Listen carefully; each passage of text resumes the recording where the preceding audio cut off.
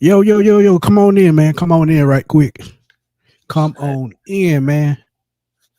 Come on in. It's that Silk, what's time. up, my guy?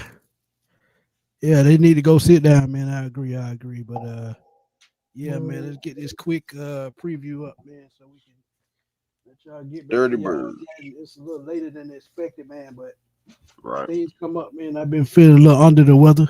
Shout out to my sister, man, for checking on me, man. Um, Chris, man, you know what to do, man. Tell the folk what's up, man. Hey man, it is the preview show, live preview show. Falcons versus Seahawks, big matchup right here. Right now, honestly, last time we saw those Seahawks, it was a 34-14 defeat in 2024. Last time we saw Sam Darnold, apparently he set a career high against the Atlanta Falcons, and now he's playing for the Seattle Seahawks. We got to try to figure out this juggernaut right now that's in the NFC, and just in the NFC conference period. So we're gonna go over some things here on how we can possibly attack these guys, how they're going to attack us, and we're going to keep on with the shows and everything. Again, I know we're 4-8, we really ain't got nothing else to play for, but you know what, Smitty, I'm ready to play spoiler playoff wins or something like that, spoiler playoff games. I'm just ready to Hey, play man, sport. I'm all for that, bro. I mean, Yeah, that's man, good. You can do that. We'll have more to talk about. Captain Spoiler game. Like, like I something. Give me something. What's good, everybody? Shout out to everybody in the chat coming in. Yeah, do the check, man. Do the check. Oh yeah, Silk, man, hit what's up, that like man? button. Ryan Price. Y'all hit that like button, man. Like Ryan say, man. Hit that like button. Dirty Yes, sir. Bird Game. What's up, my guy? What's Robert happening now? Blackman. Robert was good. And the smoke said, he said the smoke Vivo said he see us, he don't see us beating the Seahawks. Mm. Well, I got news for you. I don't either. So, No, like, so I'm like, hey, we we've go, seen we go. stranger things, man, because the Rams lost last week, believe it or not. Yeah, man. Got So their butt, anything can happen. got their butt handed to them. I mean, they didn't get blown out or anything, but just to get lose to the Panthers, it just, hey, we lost to the Panthers twice, so don't feel bad, Rams fans. It's like they and what they're 7-6 too, huh? Yep. Hey, D'Angelo, man, look, Devin been around a while. He played for the Buccaneers a couple years ago and had a decent game against us. So I was Mm, surprised with what I saw with him. But the thing is, man, why the hell is Agnew still back there when Tompkins can return kicks as well? So you I might as well thought we just left go. Agnew in New York. We should have. We We should have. didn't. Nope. But Tompkins, hey, he can be a special team. You got D Offer that can return kicks and punts. So I mean, hey, Okay. but he didn't make any changes, and he said it on himself that he didn't not going to make any changes on the special team staff. Hey, I mean, I can't be mad at him because it is what it is, man. But I got a topic I want to talk about, and you can add a topic if you want to before we get started. With Okay. What offense and you got? defense, uh, this is something that I was asked on Twitter, and Uh, I was wondering this, man. When are we going to hear from Arthur Blank? That's what I want to know. mm, Because I feel like he well, owed the fans an explanation, man. And the reason why I say so, you sit up and watching this debacle just like we watching this debacle firsthand. You sitting up in the on the suite watching it, and this is even more telling because if you remember a couple weeks ago, and you was at the game, and I remember you telling me this. When mm, he walked out to the field. He didn't look up. He wasn't smiling. He went mm, straight off back to the locker room. With that somebody finna get the somebody man. finna get that work. So as you look at it, Arthur Blank being the owner, he's writing checks and he can't be happy what he see. What do you feel like he could tell the fans at this point to kind of ease what we're going besides somebody getting fired? Because I feel like Ooh. he owes us some kind of explanation. I don't care if it's just a 5 to 10 minute, interview as to what is going on and how he's feeling. Well, I mean, off the blank, I'm thinking it would go something like, Of course, taking accountability, saying that we haven't been able to get it done. Intentions were good, but we still haven't produced the results type thing. So I think immediately he would be apologizing to the fan base. He probably would apologize to the fan base within it, like probably about 2 or 3 times. But he also probably would ask for patience. He maybe ask for patience in what they're doing, what they're trying to create. It takes time to build a winner. It doesn't just happen overnight. We have talented guys. We believe in what we're doing. We're headed in the right direction. I mean, I'm just saying, like, I can already hear it, but what the fans are gonna want to hear is, what are you doing as far as changes within the organization from the top all the way down to the bottom? Like how are we shaking this up? How are we changing things? It's like if you had an interview, if you had a press conference with Arthur Blank, it would be so many questions you want to ask him.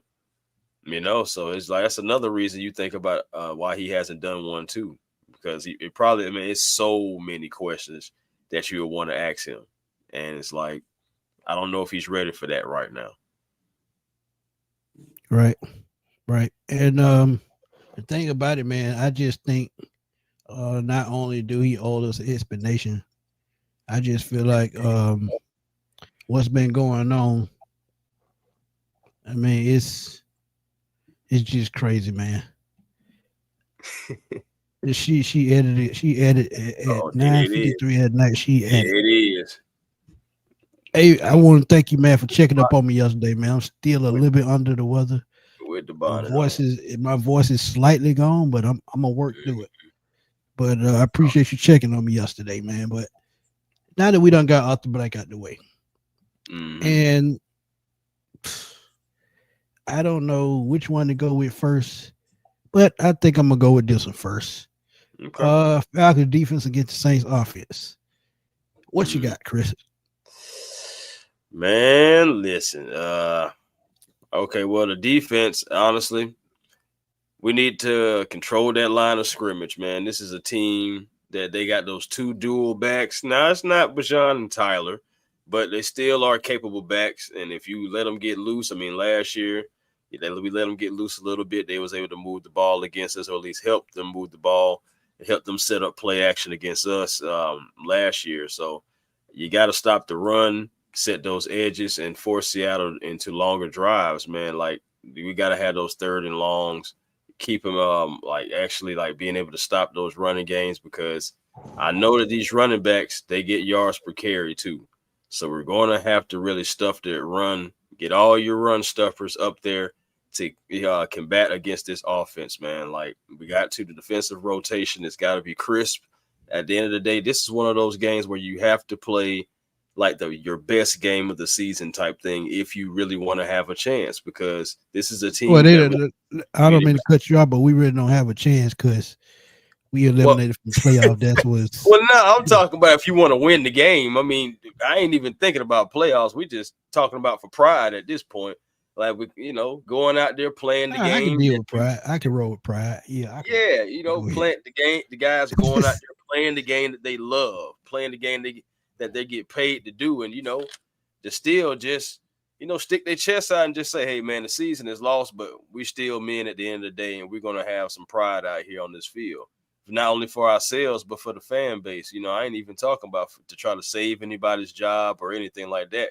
Go play for yourselves, go play for your contracts, whatever you need to do at this point, seriously. And we got to be disciplined in coverage, because and Smitty, I know you got some stats on why we need to be disciplined in coverage against these Seahawks.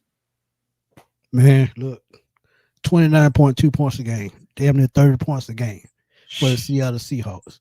And we talk about a guy, Sam Darnold. We talked about him in Minnesota. You told me before we came on air, he had a career game against the Atlanta Falcons the last time they played in Minnesota.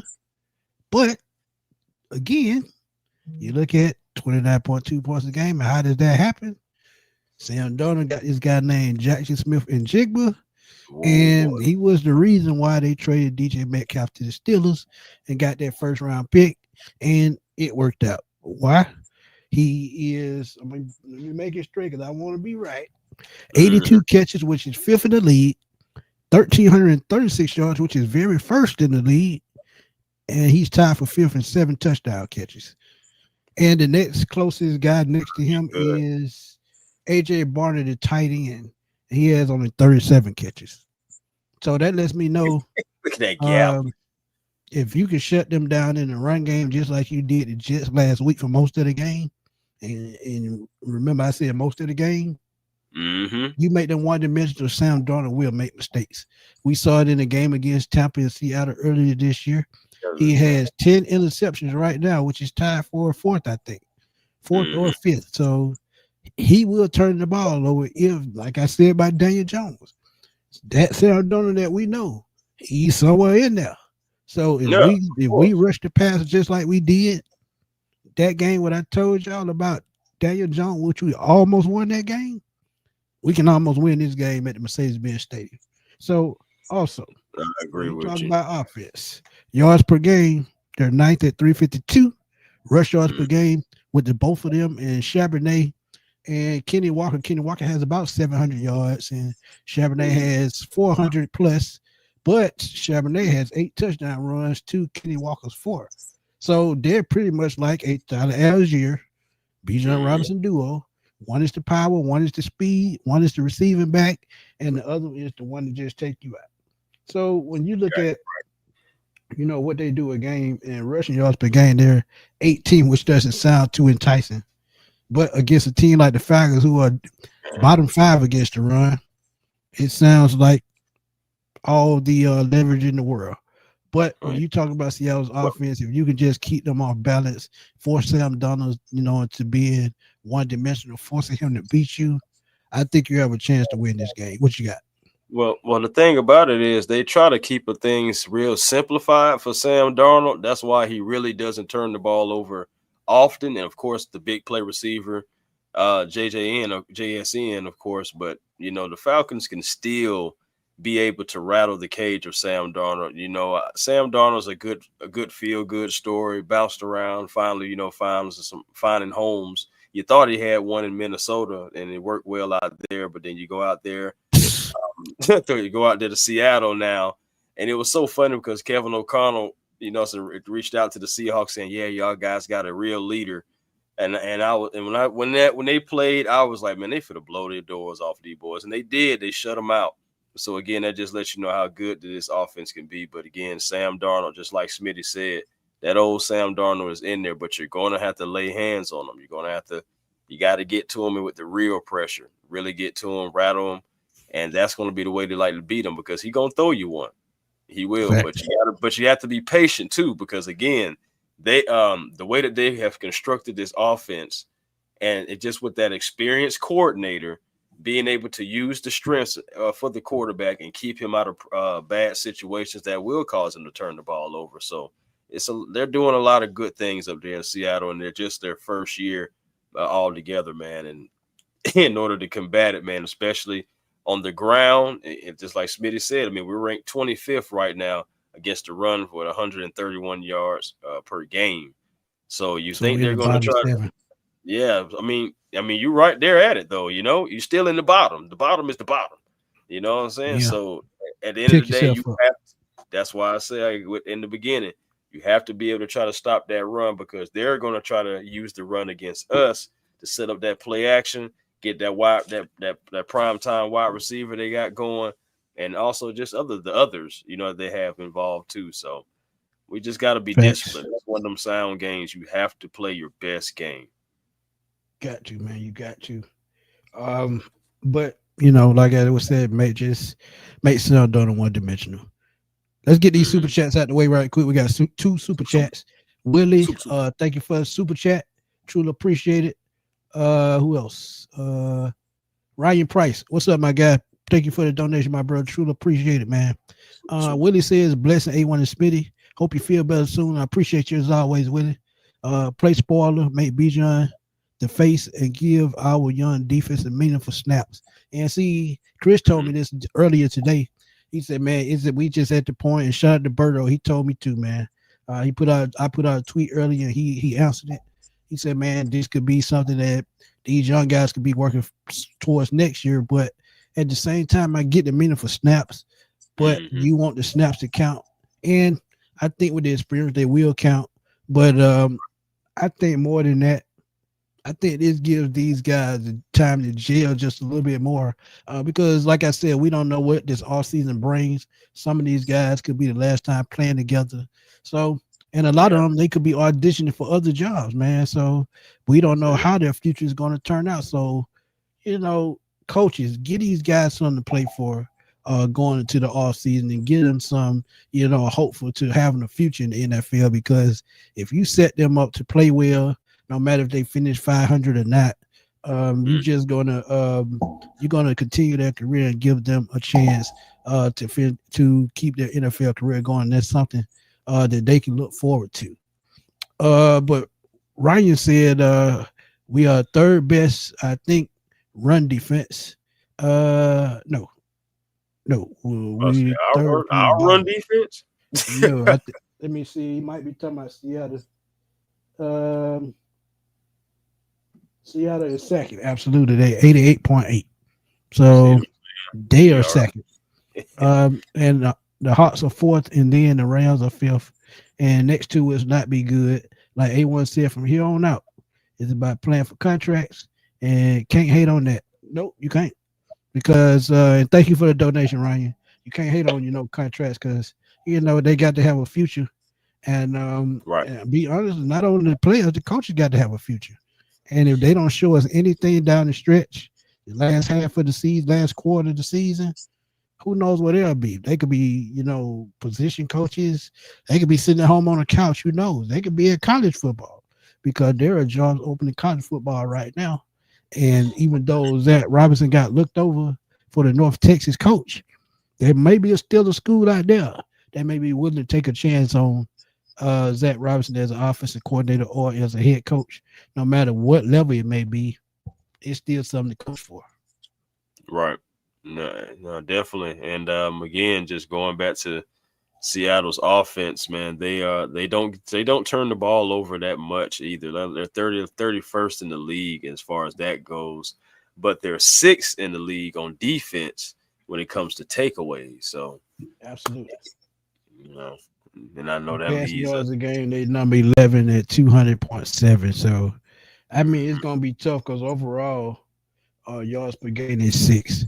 So, that's going to be tough, man. So, yeah, while we talking about this, let's get right on into it, man. Let's get right on into it. Falcons, no idea that was Falcons offense against the Seattle defense.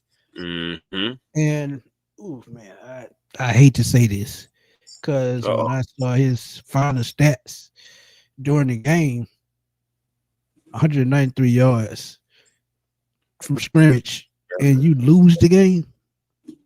Bro, it's mind-boggling. That's mind-boggling to have both of your guys be able to attack the defense, but you still lose that game. That's tough, bro. That is tough. And the thing of it, man, how in the world can the special team coordinator still have a job?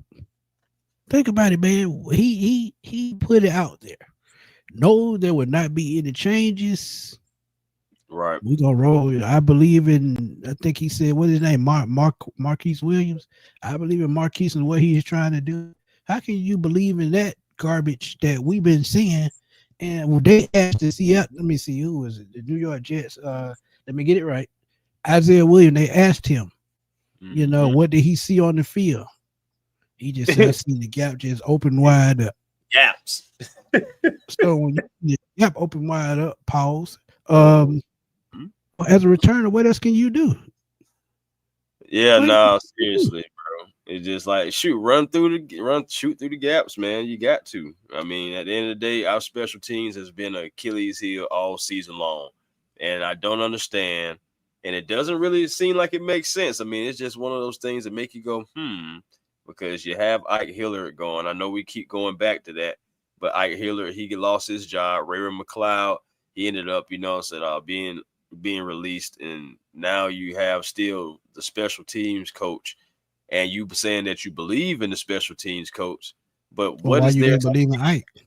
Why you didn't believe in Ike? man? Again, I told you how I feel about that. I really believe that Ike maybe challenged him, and to a degree, and it's like, okay, well, you're challenging the head coach, so you like breaking the chain of command type thing. I'm about to go ahead and just let you go. But So we talked about this on the show yesterday. We talked about this yesterday. But my thing is, this is why I said he didn't bring in veteran coaching, because it did that right there, what you talking about. But at the same time, you need those kind of coaches to have your back when things are not going right. Because if they had a veteran coach on the sidelines that has coached special teams before, and they see Marquise Williams making a mistake with his coverage or his personnel, which who he's putting on the field, that return doesn't happen. I'm just saying, bro. Talk to me. I mean, look. Yeah, bro. I mean, it doesn't make sense again for the guy to still be here, man. Again, you can find faults in special teams every single game, and if you look at it, it's you. Every other team see that your special teams is weak. So of course, regardless of whether they're giving the ball or taking it away, they're relishing in the fact that eventually they still have to see your special teams, which always means they can flip the field. They can possibly get a muff punt now. It just doesn't make sense that this guy, like, the message it's not computing. It can't be. It's like we're not getting the result. We no matter what's happening in practice, we're not getting the results on the field. Only thing we're getting on the field is giving the opposing team better field position and putting extra stress on your defense. You got to help those guys out. Yeah, the defense got to go out and do their job. But my thing is, you got to help them out with the field position. Having them right down there on the 10-yard line to start the drive, that's not cool. It's not worth it, man. I mean, it's just stupid. Well, Boom, Dirtbird Gang said Seattle ranks highly in passing efficiency given the low completion rate. However, they rank 16th against the run. He's absolutely right. No, they are actually second against the run. 88.8. So they're gonna be hard to run against. So running the ball is key. Converting touchdowns in the red zone is still an issue. But believe it or not, we're gonna have to mix over the last 7-8 weeks, the Atlanta Falcons are best in the red zone, period, at 94%. Yep. It's not getting the end zone, it's getting into the red zone. Right. Absolutely. And we're gonna have to use more tempo, more misdirection. We're gonna have to be creative and not cute. As for you're gonna have to, because you're going against a team that has got film on you. They already know what you're gonna do. They know your players. They know they're gonna have to rock with Bijan and Tyler. No, we're gonna try to run the ball. Hopefully Drake will be back, but I wouldn't be surprised if he's not. I'm still thinking that he may be back for the divisional matchup against the Bucks. But it's still that's Thursday, right? Right, Thursday night football. Yeah, so I don't see him playing this game. Right, that's what I'm saying, man. Quick turnaround, hell no. It wouldn't be a point. Let's be real. We definitely need too many points on the field.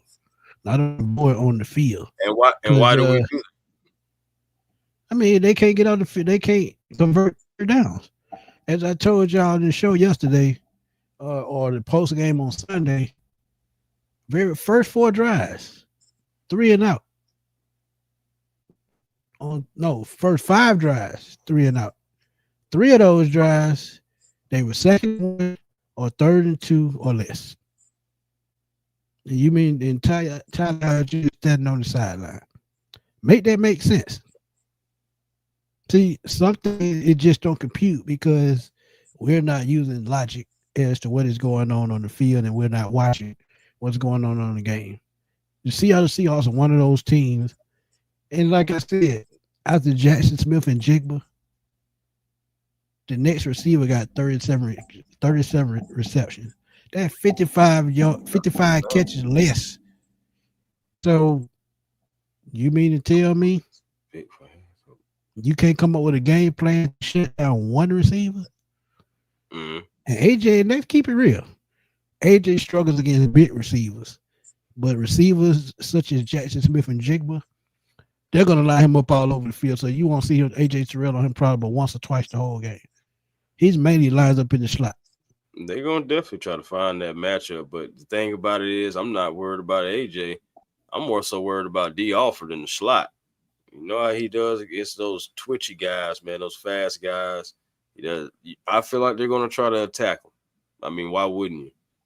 So you got to be careful with that too, man. They're gonna move him around for sure. Say keep Drake out for the Willie, rest of the season. I Drake would not do gonna that. do that. He Drake got not to gonna come do back that. though. He got to come back because he got them incentives he got to worry about because he has one more year before a contract year. He's got to get to that 1,000 yards. So when contract time comes up, he has the back-to-back 1,000 yards. Hey, that's a little bit more enticing than those first 2 years. So this is why he will come back. I agree with that, but you got to worry about incentives. You got to worry about that contract. And we said something about that yesterday, so y'all go check that out. And we're not gonna bring it up on him because we don't want the show to get sidetracked. Because trust me, it will. It's all about leverage. I mean, Exactly. team gonna try to get leverage. Player gonna try to get leverage. You know, so the agent can go in with something to work with. So I believe Drake is still coming back. He has a contract, to play for. And if he just to shut it down for the rest of the season, he definitely leaving money on the table, or should I say, throwing money in the furnace. Pretty much. Boom. We'll check it out, man. I promise you, I'll check it out sometime tonight, and I will text you tomorrow and let you know. Okay. Absolutely, my guy. Spread too low it's not gonna be a close game. I honestly think it don't. I honestly think it won't be a close game. Really? You don't think we got a chance at all, not even to keep it close? No. At home? No. With the home crowd waving the white flags? Hold on. The way that we played last week, man, lost that game. It seemed like the player just gave up in the end. And look, honestly, I don't blame him. Because if you know you got a damn good team, as teammates, you know you got a damn good team, and you being coached like you're a one-win team, I couldn't blame him. Polo said 40-3. I'm not gonna go that low. I'll say 27-17, somewhere in that range. But that's prediction for later in the show. Boom said D Offense going to get the worse than Tina Turner got her ass smacked around. Whoa, come on now. Come on, Boom. Come on now, Boom. Stall him out, Boom. Even though he definitely has a chance of that, man. I'm a little nervous about that. Hey, man. Willie, that what do we pick right now? We are number 7 in the second round, so that would be about number 40, number 39, 40, somewhere in there. Yeah. So we did defense, we did offense. Let's do X factors. Your favorite spot. Oh yeah, man. You already know. Y'all make sure y'all throw the X's up, man. X factor time, man. Man, where we go with this one? Who you got for your X factor, Smitty? It's hard to pick this game, man, because like I said, this is a top 5 team in the NFC, maybe a top 10 team in the NFL. But if I had to go, I'd shake it up a little bit, man. I say Brendan Dorless would be my X factor on defense. And I would need him to get pressure up the middle, collapse the pocket first, but get pressure on the court, get pressure on Darnold. Because as I said, if you make them one-dimensional and make Darnold beat you, I think you have a better chance of winning this football game. So Dorless, we know Jalen Walker and James Pierce are going to do their thing. But we need that interior, that defensive line to collapse the pocket. And also get after the quarterback if they can. Because you see the 2 second-year defensive tackles. And actually, I think Dorless leads the team in sacks, or maybe it's James Pierce now. But between those two, I think they got to have a big game in order for the Falcons to win this game. They've got to control this game in the trenches. And to do that, Dorless got to be that guy. But you talk about offense. I'm gonna go. Uh, Darnell Mooney got to show up this game. I always say Kyle Pitts. I always say Bijan Tyler. But as a receiver, Drake probably is not going to play this game. So I got to say, you got to step up and be that guy. Now, Kyle had a decent game last week. I give him that. Kyle Pitts had a very decent game last week. And Darnell Mooney, that game before, when he caught that 49-yard bomb, yeah, we need those kind of plays. So Darnell Mooney got to show up and take over as the number one receiver for this game. He has to. So Darnell Mooney and Brandon Dorless would be my two X factors for the Falcons and the Seahawks. Okay. Let me see. You know what? Offense. I'm going Kirk Cousins. That's a good one. Kirk Cousins because last time we seen Kirk against the Seahawks, Kirk had a bad game. He was forcing throws. I know we got behind, but also he was forcing throws. He was making bad decisions. The Seahawks defense was able to speed him up, and he had happy feet out there. So I'm looking for him to turn things around against the Seahawks a whole year later. And honestly, man, be the veteran. I mean, it's your offense right now. It's your team.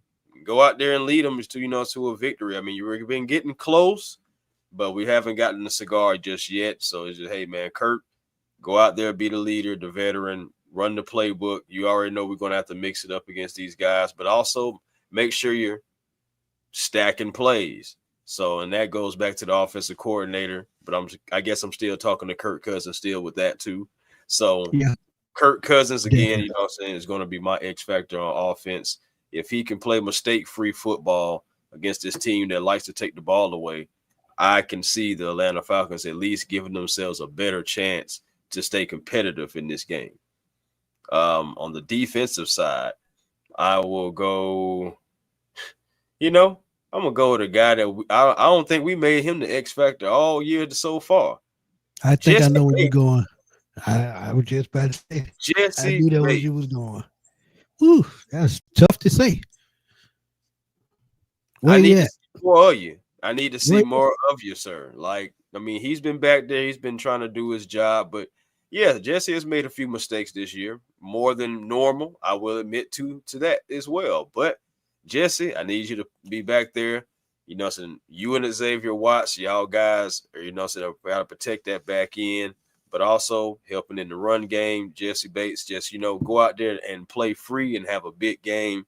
We need something. We need a spark. We need something to motivate us. And I believe Jesse Bates can be one of those guys to possibly be able to get into center field and pick off one of those Darnold passes and, check them into the Bates Motel. That's a crazy show, man. I've seen that before. That's a crazy ass show. Boom said his X factor is find a way to win. Just that simple. Oh, I can't argue with that. Boom, you're starting to sound like Coach Heem, man. You're starting to sound like Coach Heem. Dirty Bird Gang 11 said the offensive line is my X factor, dominating the line of scrimmage and erasing the penalties. I agree with that. Because they played well last week. Bijan had damn near 200 yards from scrimmage. They played very well last week. But couldn't close drives, and they started off too slow.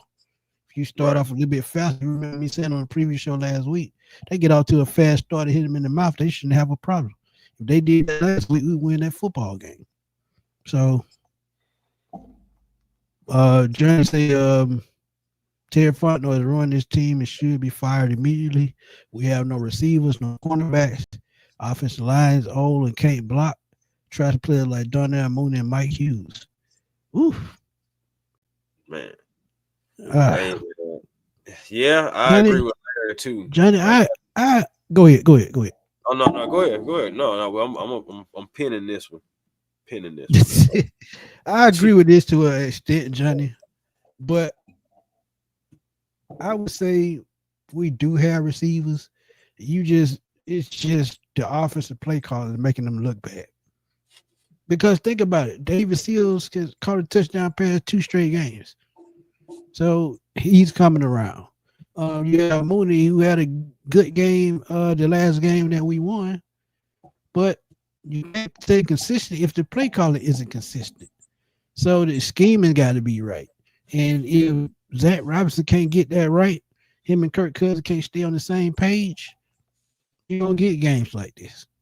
And when you can't close games, that's on coaching. And you talk about cornerbacks. Yeah, Mike Hughes got burnt. Yeah, D offer he made some questionable play, but D offer has played very solid all season. All season. So one game, I'm not going, thrash him for that. Offensive line. Yeah, they getting up in age, which is, Jake Matthews, he's the senior citizen on the team. And Elijah Wilkinson on the other side, he leads the league in penalties as far as offensive linemen. But when you talk about the guards, Bergeron and Lindstrom, they're pretty much, the anchor of the offensive line. They're the one helping New Zealand in the middle. So just keep in mind, I agree with what you said to a certain extent, but coaching and injuries have killed the Falcons this year. So if they can size it up before the end of the season, we'll see how much better this team could be. Absolutely. Elijah definitely play better. Those falls are just ridiculous. And that's where I'm at with it, man, because Elijah has been a lot. Man, Elijah, he's playing out of position, I know. But at the same time, man, that just goes to show you that this draft, even coming up, even though we have no first-round pick, is still going to be very important. We may need to trade back. I know we haven't really traded back like that often, but we need to trade back because we need more draft picks because we have a few holes to fill. We got to get depth guys and not just, stragglers off the street. We need to start, getting some depth guys that we can really actually groom, develop, and actually when guys are starting to move on, we have guys sliding right back into the slots. Listen to what you saying, bro. What did you just say? Repeat what you said. You just think about it. I know, bro. I'm just saying we can't develop. We cannot develop putting together a Big Mac with this coaching staff. I know it, but we still got to bring in talent for the next guys. At least something. Mm-hmm. I mean, we don't know who's going to be here next year. To be fair, and we don't know who's going to be pulling the strings. But I can tell you, like guys that we have right now, I can already name a few guys that I can already tell you shouldn't be back next year. Like, I mean, shoot, what? We plenty of guys, and my thing is you're going to have, like, for example, if J.D. Bertrand, if he's not here, let's say Jesse Bates is not here, we definitely need bigger linebackers.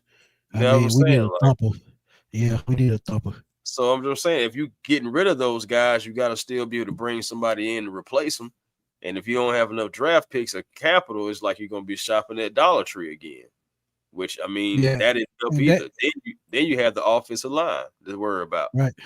Like you were just saying. You think about it, too. I know the Rams getting that it's a top 7 pick right now, top 6 or something like that. That's bad. But what you getting in James Pierce, that's a good thing. But you got to think about it, too. The higher we are up in the first round is going to be the higher we up in the second round, like you said, and I said it, too. If you can trade back and probably get another, I would say, second-round pick.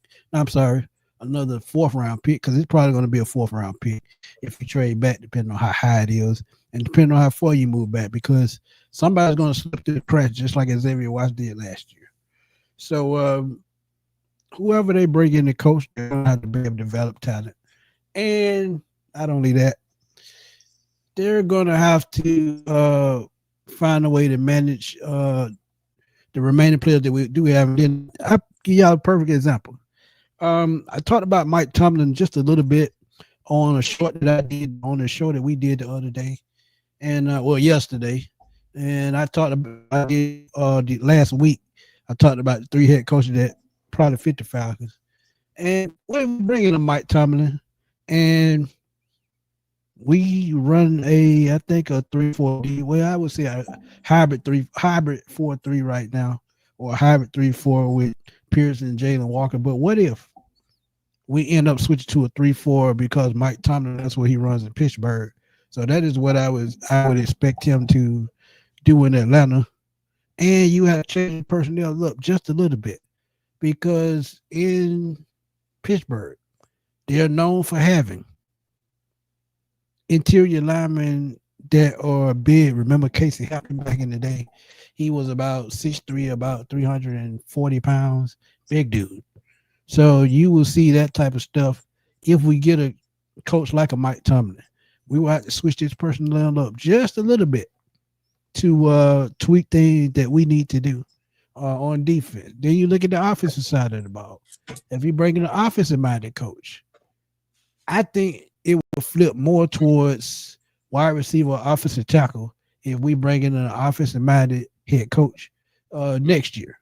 So it's just all about what they want to do, how they see their roster, and whoever they hire, how they can come in and just tweak just a little bit or just enough to keep around the players that can make a difference.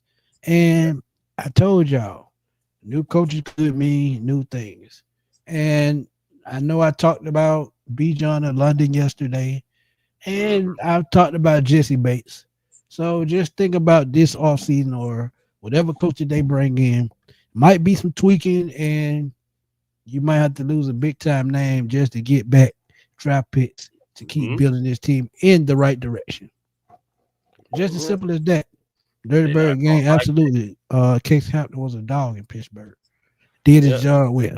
Don't like that. Speaking of a Casey, I know a guy who's been a healthy scratch, been Casey Washington. So going back again, you're going to have to get more wide receivers, or at least hope that the development of the guys like Nick Nash, Drummond, Stills continues and moving forward. And maybe you'll have some of those guys back next year, but you're still going to have to go get a wide receiver or at least one or two, Right. and definitely one for guaranteed, because, I mean, Darnell Mooney's contract is coming up in a minute. Are you bringing him back?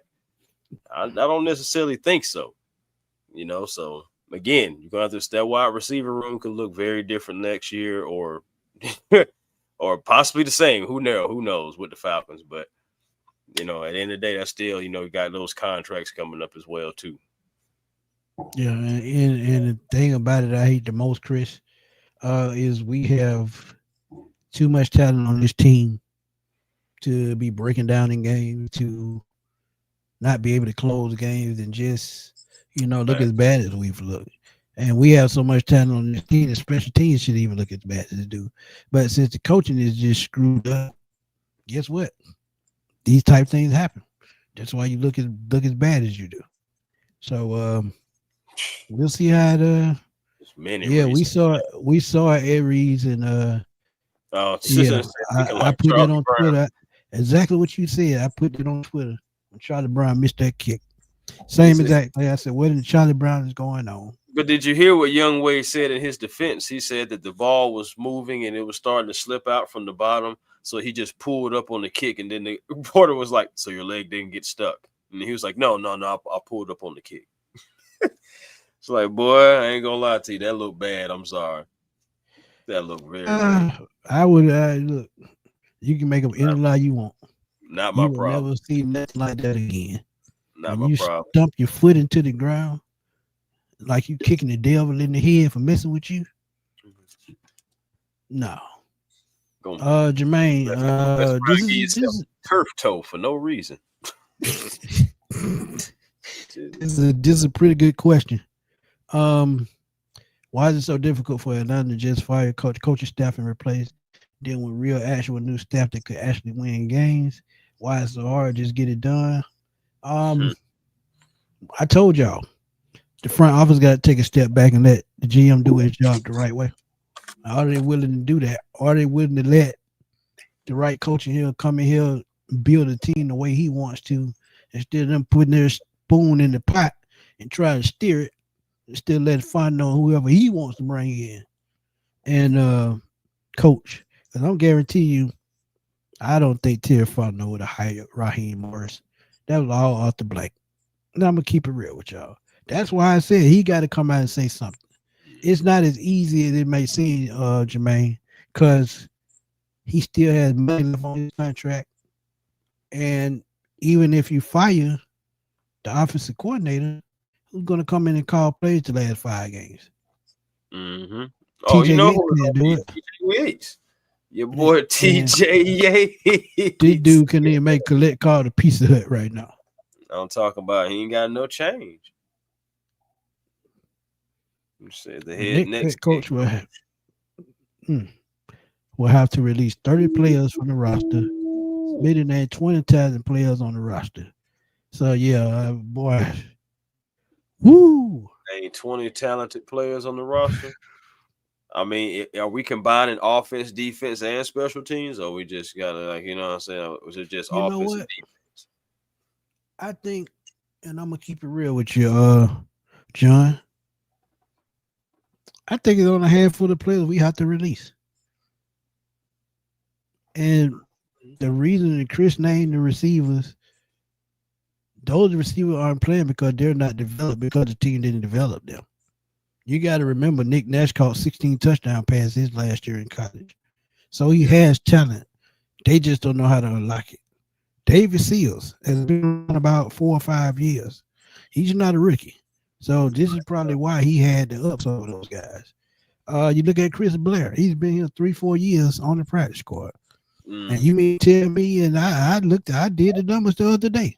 He had 14 catches for 197 yards, 16 yards a catch, 2 touchdowns. And you can't give him a chance? They said, I don't think the Falcons believe in Chris Blair, man. I mean, what else could it be? You know, we had other guys come in, and I know Steele. I know Drake London used to watch some of Steele's film, so that's a thing there right there. And then you got, like you said, Nick Nash developing, Drummond coming up. So, I mean, I understand, you know, everybody works hard, and maybe those guys are putting in more work than Chris Blair. I don't know.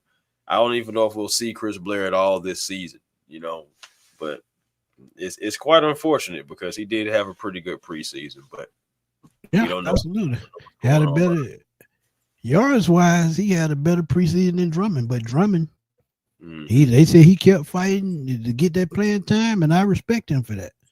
Right. But at the end of the day, the coach made the final decision. Right. But since Zach Robinson can't call plays, I don't think he can see the time on the practice field. I mean, that's just my thought. But score prediction, y'all drop them in the chat. Score predictions. What you got?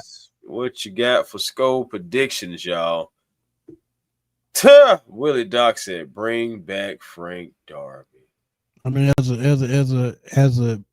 energy, he's a great fit.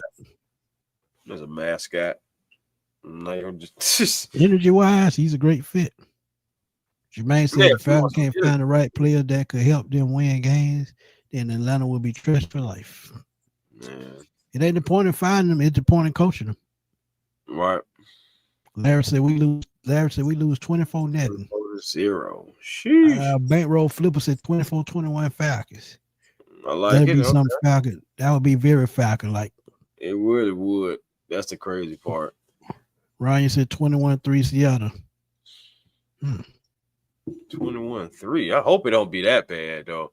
Like, I mean, even if we lose, I hope it don't be like how the Vikings just lost. They got smacked when it was 25-0. Bro, they ain't got a quarterback. I bet they sick at the stomach. Right. Because they let Sam Darnold go. And I told you, I remember telling you, why you getting rid of Sam Darnold and he had a career year in the right system with the right wide receivers? Come on, man. And something, like I said, something just common sense, and we can't seem to get it straight. Mike B said, appreciate y'all for trying to keep us sane over these last seasons. For better or worse, there's going to be a lot of talk about the Falcons over the next months. Think y'all Falcons lose 23-2. I'm like, hey, didn't that close to happen? That kind of happened before too. That's the thing. That's the thing. It was the New York Giants that scored 2 points. Yes. Yeah. The crazy thing about it, we got that safety. We was like, oh snap, we finna go Didn't off. Score no more. We ain't do nothing no after that. Well, they ran all over. Jordan said he got 32-17 Seahawks. JT said 33-17 I'm guessing he's saying Seahawks. Falcons. I guess he's saying Falcons. Dirty Bird Game said Seattle runs the ball, blow out 41-21. If we neutralize, then we lose 28-24 because of coaching. Yeah, he said either way it go, we still lose. We lose.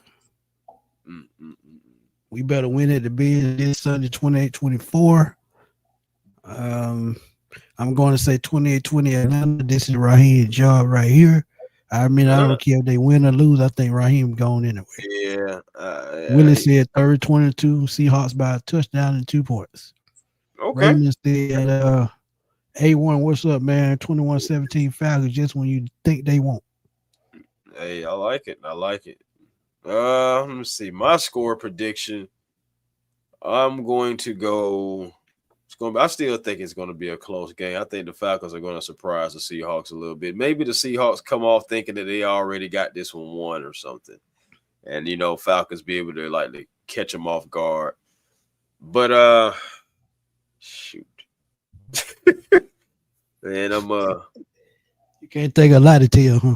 Can't think of a lot of tail. God darn. Okay, I'm gonna go 34. I'm going to go 34-31 in overtime, Falcons. No more overtime, man. You ain't learned yet, have you? And you did find a lot of tail. Go to overtime with the Seahawks. You did find that, and I give you that.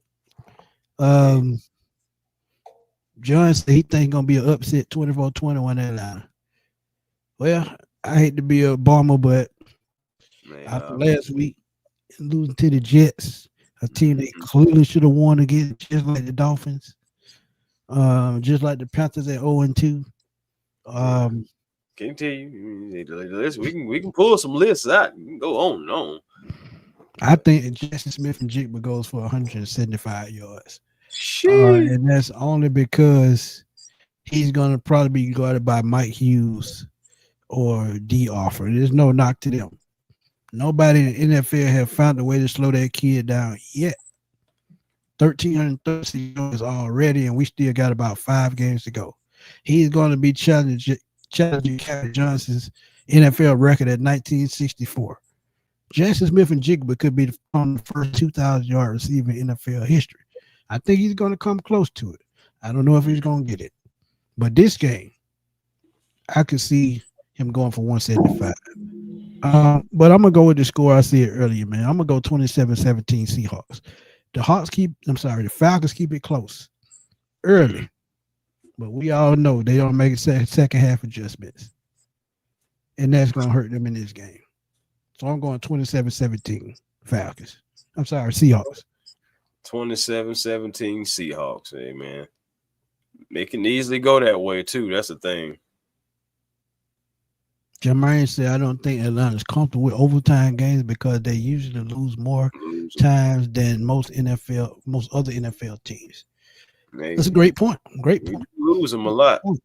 I think the last one, I know the last overtime game that I remember off the top that we were just we finished it in a flashy way was when we Robert Alford picking off Kirk Cousins when he was with Washington. Yep. Rocky Alford.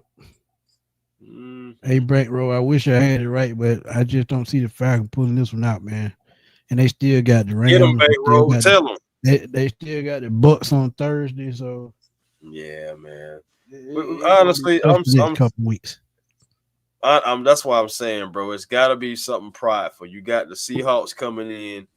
They smacked us last year by 20. I'm trying not to get smacked again, you know. But you talk about pride. The coaches got to have pride before anybody. They got to be fighting.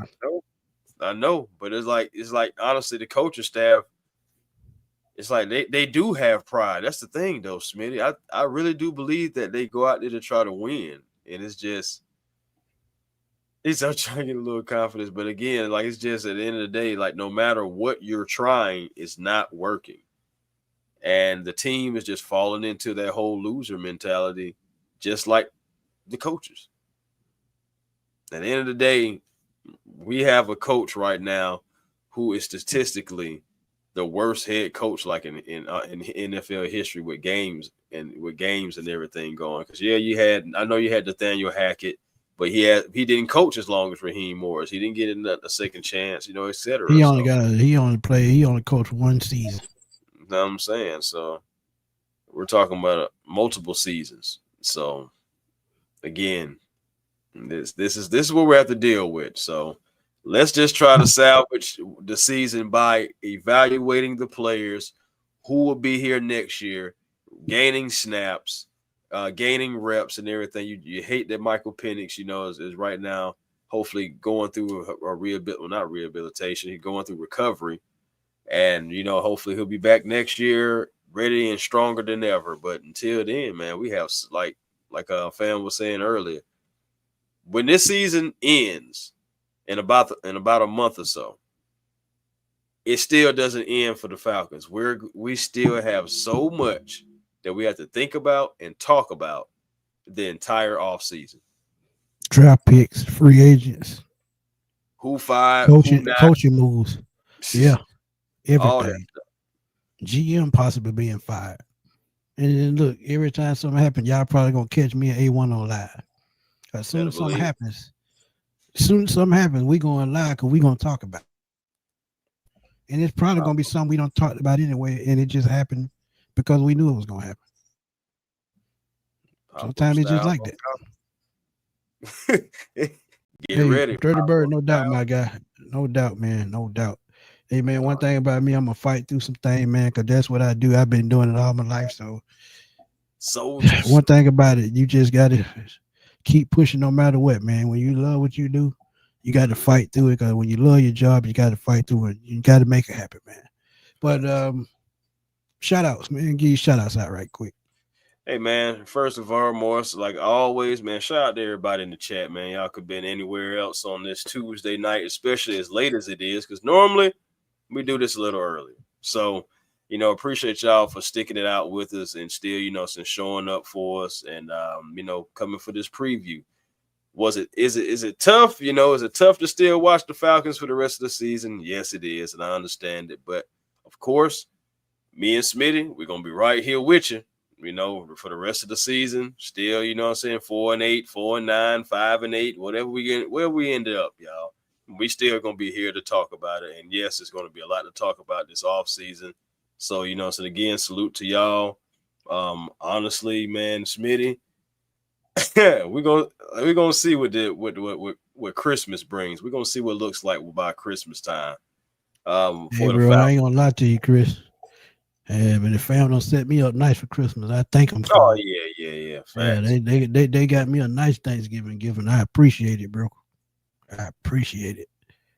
But yeah, man, you got to get this shout out, man, for showing up. Because even though we on late and we under the weather and schedules just been out of control the last 48 hours, we still find a way to make it happen, man.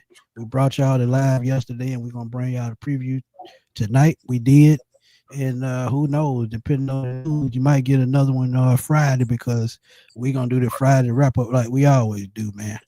Absolutely. So look, one thing about us, we're gonna show up and show out no matter if we feeling good, no matter if we pissed off. We're gonna find a way to make it work.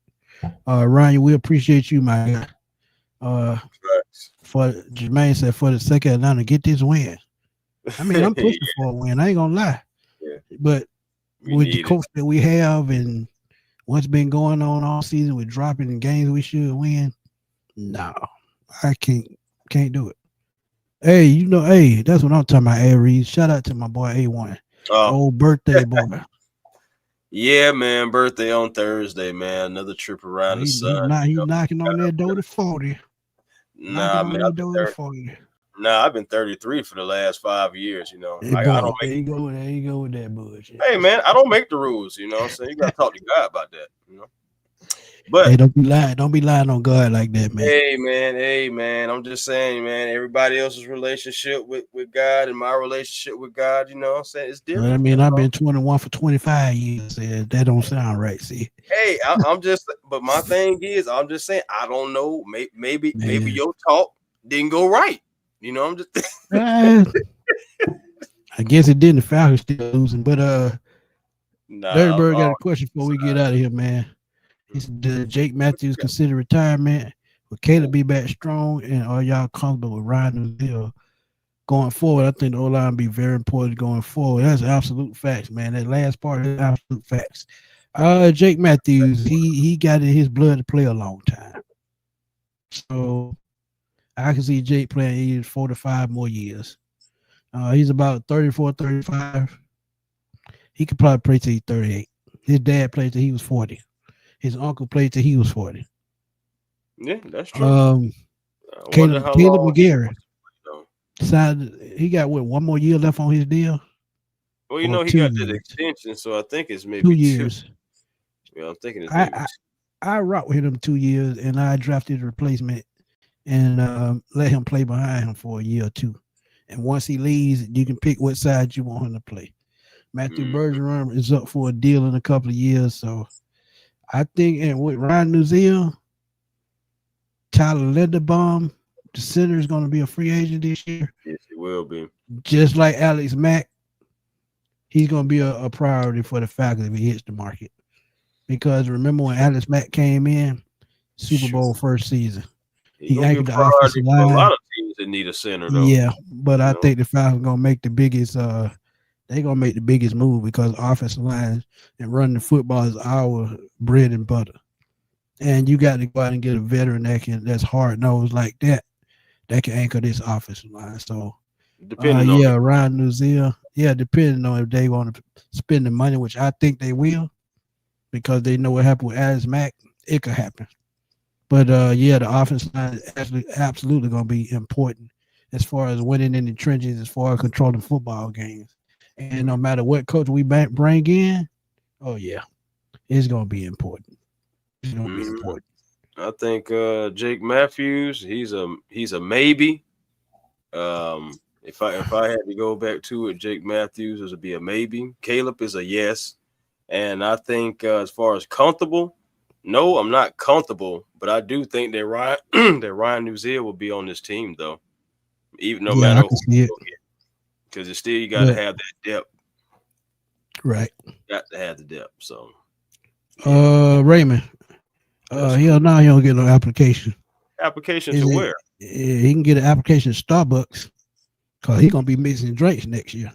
I mean, I thought he couldn't hit no lower after he kicked the ground the other day or yesterday. Man. That let me know it's time to retire. Over if he did. What if he would have flipped over when he did it? I'm telling you, he jammed that toe, bro. He ain't gonna tell y'all that. He jammed that toe because he kicked the ground hard. Yeah. That's why I said getting himself turf toe for no reason. Ridiculous. Falcons are terrible this year, but positive results for the Hawks since they have 13-9 record. Yeah, man. Hawks right now, they're still gelling. Like, honestly, I still want to give them a couple more games, but they're still gelling. Absolutely, man. Absolutely. They playing. And it makes y'all wonder. I know when Trey comes back, some things are going to change up. But if he gets traded at the deadline, just don't be surprised. I read an article yesterday. Sacramento Kings tried to trade him for De'Aaron Fox last year, but it fell through, and the Hawks didn't go through with it. And you got to think, he's up for a $240 million deal for 5 years. That's a lot of money. So they're probably gonna do some soul searching as to what they want to do as far as paying Trae Young to stay in Atlanta Hawks when they're still winning basketball games without him, man. So trust me, it's gonna be a lot of soul searching, man. Go ahead.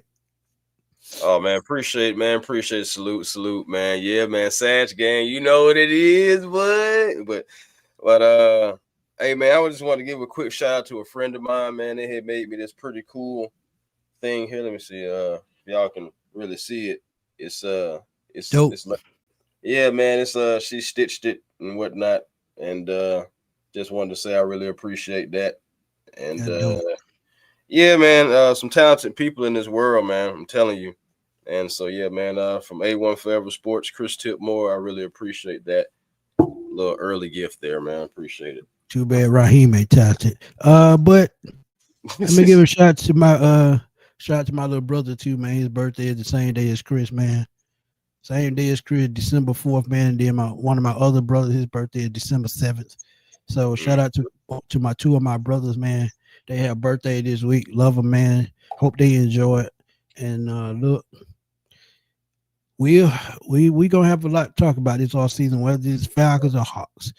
I think I'm gonna get back into the Hawks with the way they playing. You got to get in, you got to talk about it, man. And y'all can go check out my boy Martin on 2901 Production. He talks about the Hawks on the regular, and probably do a show with those guys again soon. And look, this has been another great show, man. And we appreciate y'all coming through. Because one thing about it, without y'all, there's no us, and we couldn't make it without y'all. But until Friday for the Friday wrap-up show, man, me and my boy A1, we're gonna try to recuperate, get back into the game a little bit sooner, and see y'all Friday. Because the injury report and the latest news is gonna be interesting going into Sunday. But until then, man, we're gonna holler at y'all later, man. Peace.